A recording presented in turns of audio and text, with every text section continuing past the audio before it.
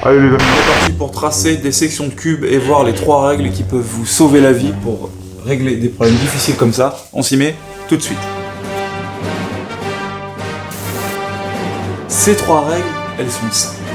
La première des règles, c'est la suivante. Si vous avez un cube, que vous cherchez à tracer sa section, et que sur une face, par exemple la face D, H, G, C, vous avez 2 points, alors vous avez le droit de relier ces 2 points, et la section du cube, elle passera par la droite qui relie les 2 points. Donc vous savez, déjà, c'est cadeau, que si vous avez 2 points sur la même face, vous pouvez tracer la section, et vous savez que votre section, elle passera par là. Deuxième règle, quand vous avez des points sur des faces contiguës, c'est-à-dire des faces qui sont collées l'une à l'autre, des faces qui ont des points communs, et bien pour trouver un 4e point sur la face où il y en a qu'un, vous avez le droit de prolonger la droite qui est en commun, en l'occurrence la droite CG, donc vous avez le droit de prolonger CG. Donc moi je la prolonge comme ça. Vous avez le droit de prolonger la droite créée par les 2 points que vous avez sur une face. Donc vous avez le droit de prolonger cette droite-là. Et à l'intersection, vous avez un 2e point qui sera sur la face où vous n'aviez qu'un point.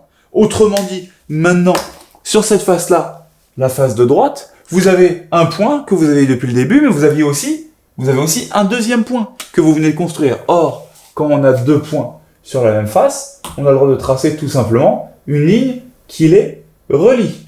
Attention, la section du cube, elle va pas aller jusqu'à G, elle va s'arrêter là. La section du cube, elle reste toujours sur le cube.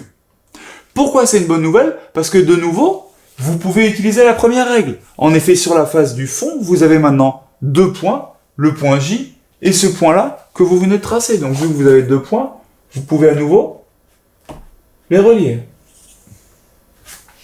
3e règle.